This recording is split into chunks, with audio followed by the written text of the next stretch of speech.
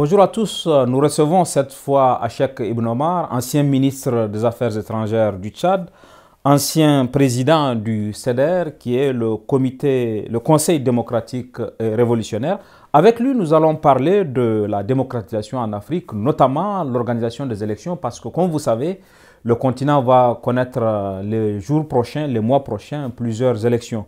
Merci d'avoir accepté notre invitation, cher Achek Ibn Omar. Au regard des événements qui viennent de se produire au Burkina Faso et qui ne sont peut-être pas encore achevés, est-ce qu'il y a lieu de craindre pour les prochains scrutins qui sont prévus sur le continent? Effectivement, l'expérience du Burkina Faso est très suivie partout en Afrique parce que c'est vraiment une référence et un test.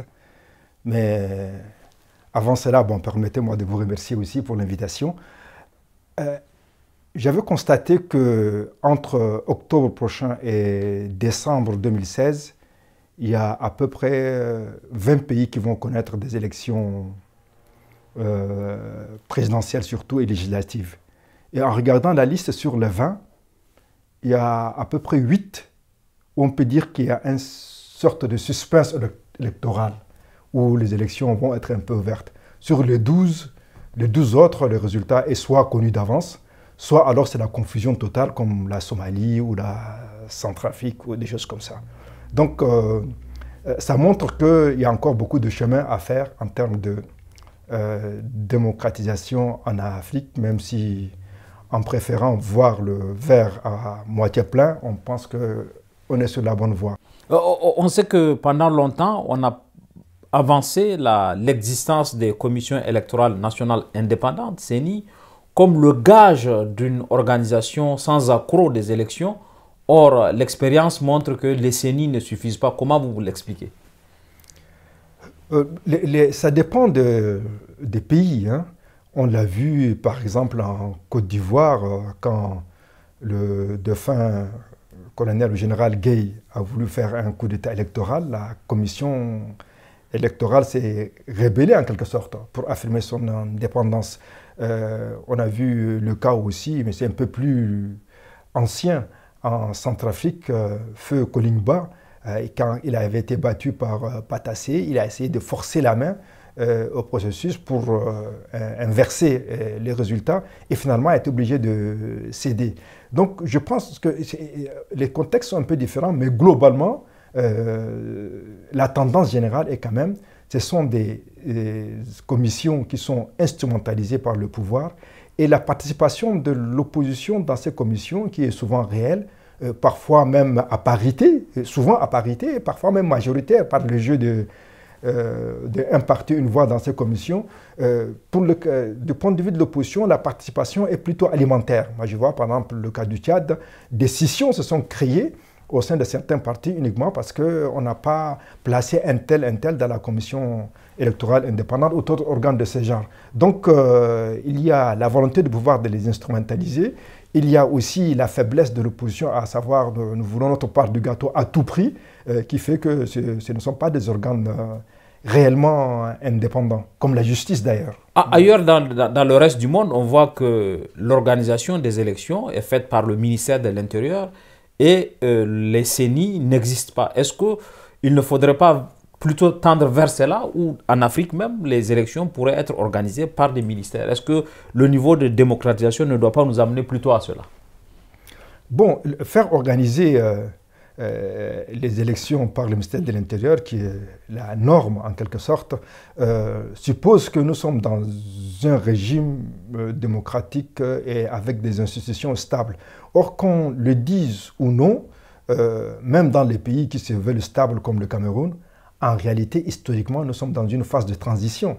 Et la preuve, c'est les justices d'exception. Dans beaucoup de pays, on fait des tribunaux spéciaux pour juger les gens, des choses comme ça. Même pour la corruption, qui est un phénomène normal, souvent, c'est des juridictions spéciales qui sont faites pour ça. Donc, ça montre que, des fois, pour organiser l'armée aussi, ce n'est pas le ministère de la Défense, on met des commissions, parfois on fait des conférences spéciales. Donc, ça veut dire que c'est un aveu, une reconnaissance du fait que tous ces pays, quel que soit leur degré de soi-disant stabilité, sont en réalité dans une phase de transition. Et donc, les structures de genre commission électorale indépendante s'y justifient. Mais le problème, c'est la culture de l'alternance elle n'est pas encore tout à fait... elle n'imprègne pas tout à fait la mentalité ni des dirigeants, bon, qui veulent souvent, la plupart des cas, même s'il y en a quelques-uns qui font exception, mais souvent utilisent les élections et tous les instruments démocratiques uniquement pour justifier ou bien pour consolider leur pouvoir. Et aussi, du côté de l'opposition, il y a encore une culture de partage du gâteau.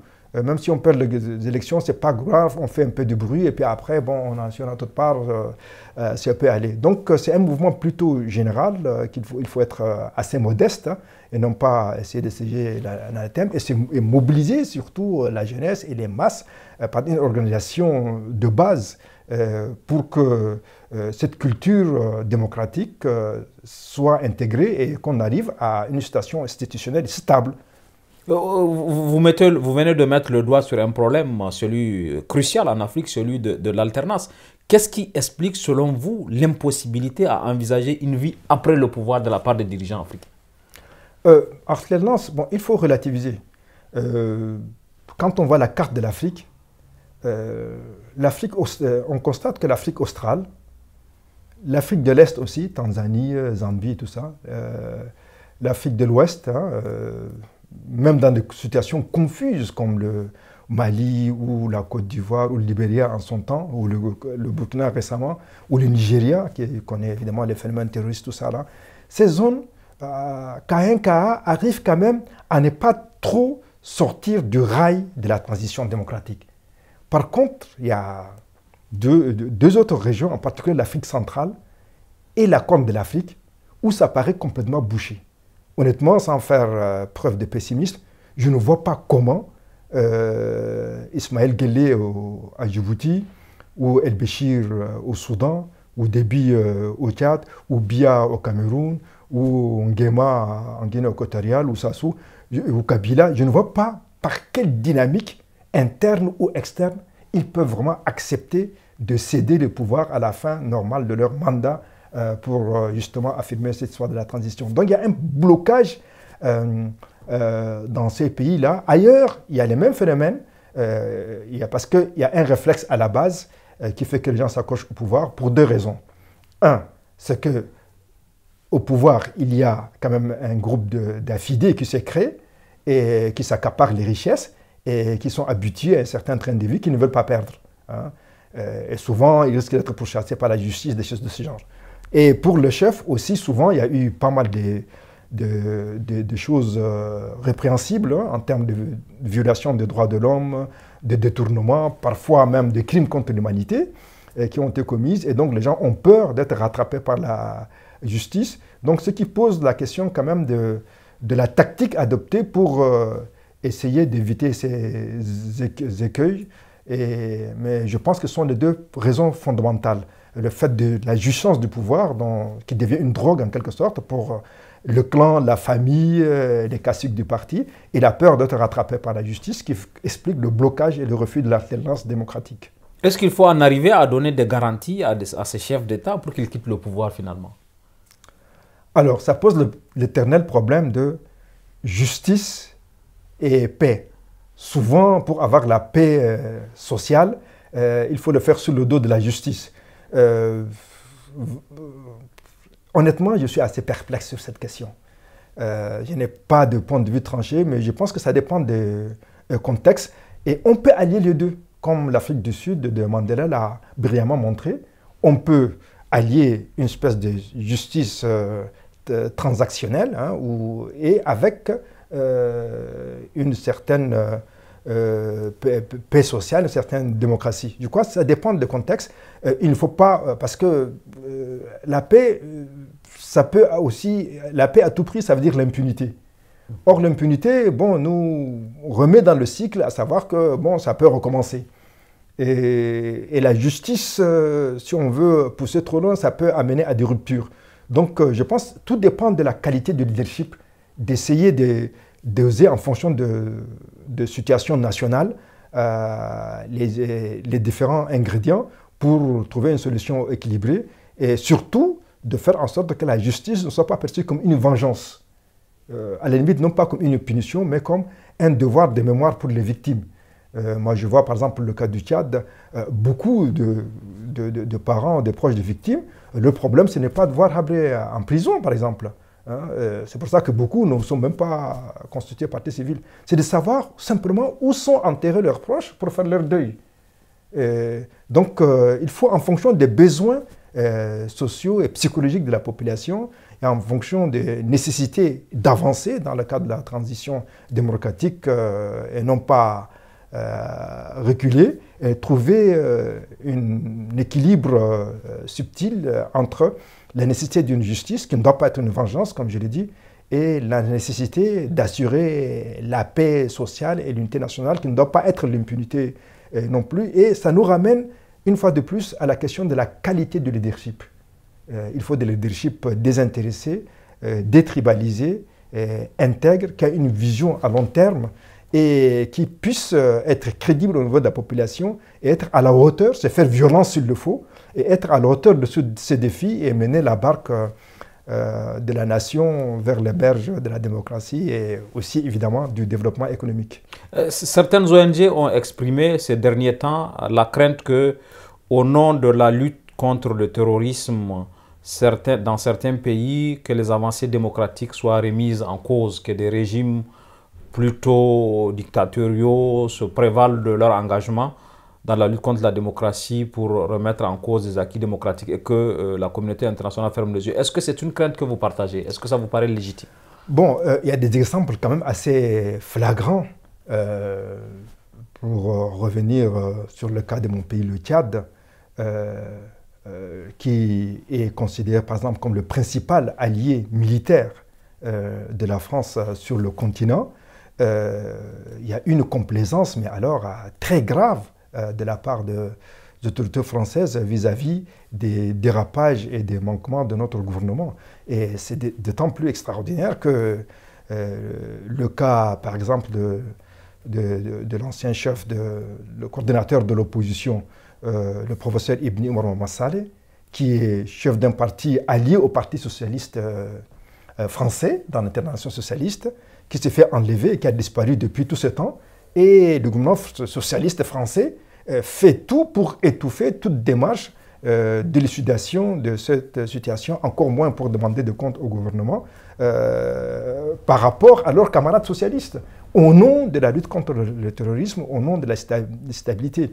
Et on a vu aussi pas mal d'autres situations où, bon, même au Burundi, en Nkurunziza, avant les élections, il disait qu'il y avait un danger djihadiste au Burundi. Sous-entendu, occidentaux, si vous me laissez faire, je serai prêt à collaborer avec vous dans ce qu'on appelle la lutte antiterroriste. Et pour revenir au cas du Tchad, on a, à la faveur, si j'ose dire, hein, c'est un mot mal choisi, des attentats de Boko Haram, on a fait passer au pas de course une loi antiterroriste et dans les clauses desquelles il y a vraiment des formules assez inquiétantes. D'abord, on est revenu sur la peine de mort, hein, qui avait été abolie, qui a été maintenue. On a réduit le délai de garde à vue et les premiers exécutés l'ont été faits en une semaine entre le procès et l'exécution. On a constaté qu'il y avait 10 prévenus, hein, de Boko Haram, mais que les cadavres enterrés après l'exécution, après une semaine de procès, étaient au nombre de 15. On ne sait pas d'où sont venus les 5 autres.